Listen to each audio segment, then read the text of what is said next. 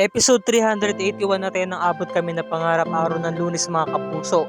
Naghahanda na nga ng pagkain itong si Lynette sa may kitchen, ngunit lumapit agad si Katie para humingi ng tubig. Ngayon, kaya nga siya lumapit kasi concern siya kay Lynette. Akala naman ni Lynette kukuha lang talaga ng tubig.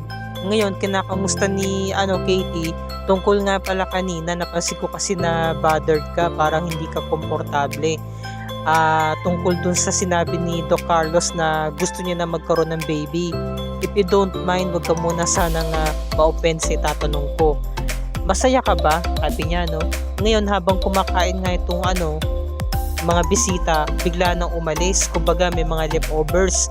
Nung umalis yung mga bisita, saka naman umupo si na Moira sa kasi ni Risa. At nakita nga sila nito ni Giselle. Sabi ni Giselle, "O Beng, yung asawa mo."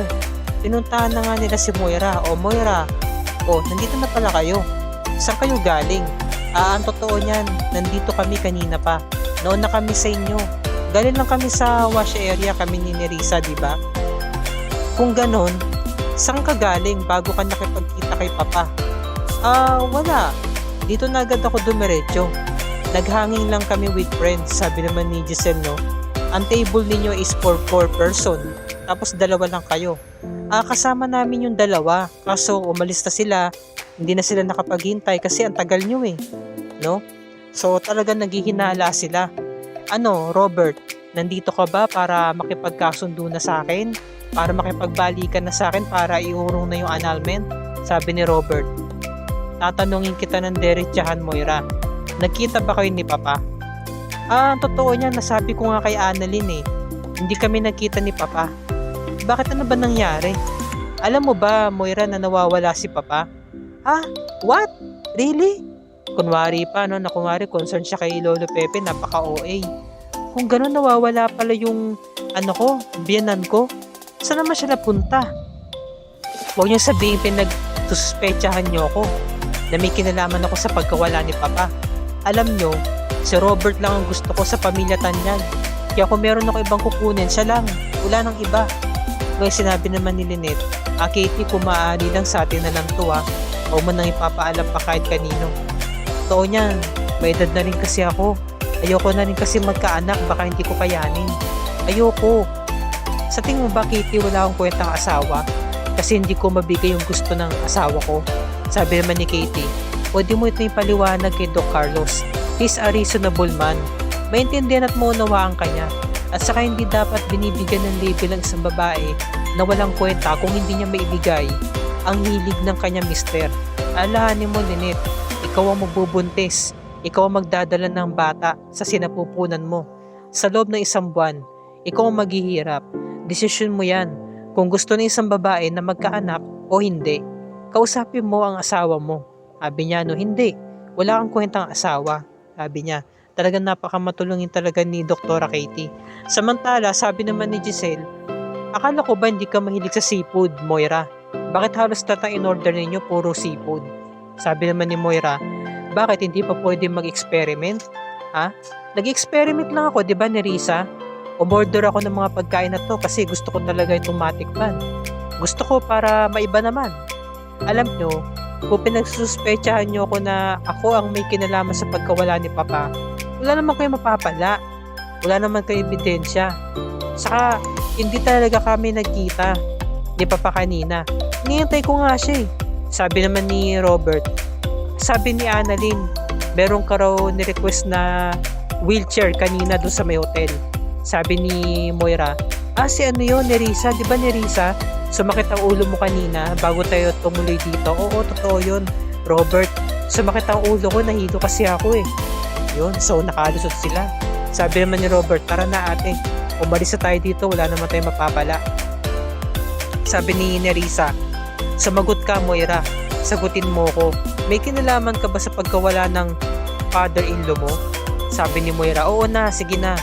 Umaamin na ako, sinasabi ko na nga Ayoko madamay dito, Moira. Kung anong issues ninyo ng father-in-law mo sa kanang family niya, ayokong madamay dito." "Ano ba kasing ginawa mo?" Sabi naman ni Moira, "Pinatahimik ko lang siya." "As in, pinapatay mo or pinatay mo?" "Ano ka ba? Pinatulog ko lang siya, hinampas ko kasi ng bote. Kaya ngayon, pinatapon ko siya sa malayo. para hindi siya makita ng kahit sino. Paano kasi natukoy na ng matandang yun ang sikreto ni Zoe saka ni Doc Carlos na sila mismong mag-ama. Naku po, malaking problema to, Moira. Ito na nga ba sinasabi ko? Kaya nga kinakailangan ko ulit ng tulong mo sa pagkakataong ito.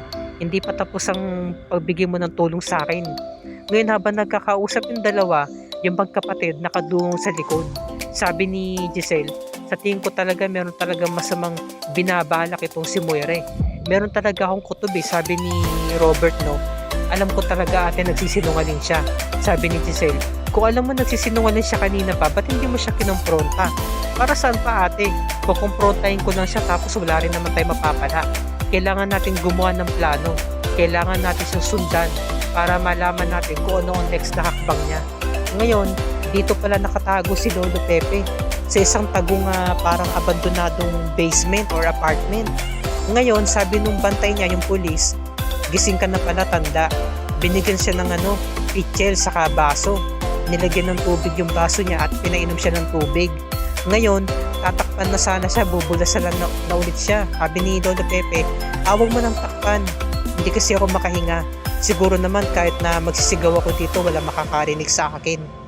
Kamusta ka? Mabait ka pala, sabi ng bantay. Sakto lang po. Kasi kung totoong masama ako, di sana wala kayo ngayon dyan. Sabi naman ni Lolo Pepe, kung ganon, hindi ka ba taga rito? Opo. Kung ganon, taga probinsya ka pala. Nadestino ka lang dito. Kung ganon, nagpapadala ka ng pera sa pamilya mo. Sabi nung lalaki, no, masyado pala kayo madaldal. Tama palang sabi ng boss ko, si Momoira. Pagtalikod ng lalaki, sabi agad ni Lolo Pepe, 10 milyon. O perang kita ng 10 milyon kapalit ng pagtakas mo sa akin. Lahat ng kailangan mo ibibigay ko. Doble pa nga yung ibabayad ko sa iyo Sa bayad ni Moira, sa boss mo, may bibigay ko lahat ng mga pangangailangan mo. Ipapasok ko yan sa bank account mo kapag pinalaya mo lang ako dito, sabi ni Lolo Pepe. Samantala, humingi na naman ng tulong si Moira, no? Pinahiram ni Nerissa yung sasakyan niya kay Moira. Sabi naman ni Nerissa, baka ingatan mo ang baby ko baka naalala mo Moira, the last time na hiniram mo yung kotse ko, ginamit mo yung pambangga kay Lynette. Kaya anong nangyari, dinispatcha mo yung sasakyan ko. Sabi naman ni Moira, pwede ba huwag kang maingay? Baka may makarinig sa atin. Saka, pinalitan ko naman ng brand new car yung coaching na wala ko sa iyo Diba? Kaya sige na, pera muna ng sakyan mo at ibabalik ko rin to agad. Moira, ayoko madamay dyan Siguraduhin mo hindi ako madadamay dyan. At saka isauli mo agad sa akin yung kotse ko. Kasi kailangan ko rin yan. Oh sige na, alis na ako. Sige, balitaan mo ko Ngayon, netong paalis na nga si Moira, sinundan sila ng sasakyan nga ni Giselle. Diba? Pinasunod sa driver. Sabi ni Giselle, Manong, sundan natin sila. Ngayon, nag-alisan na nga yung mga bisita ni Doc Carlos. At biglang napatawag to si Annalyn. Nay, nawawala po kasi si Lolo. Kanina pa po kasi kami dapat na magkikita dito sa hotel. Kaso po, ang tagal-tagal ko na po naghihintay, wala pa rin po si Lolo. Nay, isa lang po talaga ang kutob ko May kinalaman po talaga rito si Ma'am Moira. Kasi, kaya po pala pumunta rito si Lolo sa hotel para magkita sila ni Ma'am Moira pero hindi raw sila nagkita ayon kay Ma'am Moira. Sabi naman ni Lynette, kung yung tatay mo nga diba? Siya nga may gawa kung bakit nawalan ng alaala ang tatay mo kaya posible na may kinalaman nga rito si Moira. O sige anak balitaan mo na lang ako kung ano pang susunod na balita. Tumawag ka na lang ulit sa akin. Ngayon, sabi naman ni Annalyn, sige po nay, babalitaan ko po kayo. Ngayon biglang lumapit si Carlos. O ano yun, Lynette? Sino yung tumawag? Si Annalyn.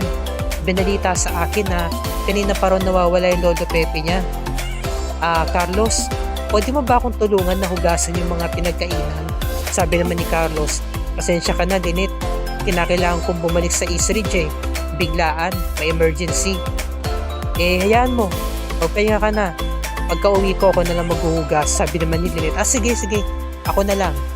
Okay? Tapos ito, mapapahinga na lang din ako. Sige, ingat ka. So, nagbeso sila, no?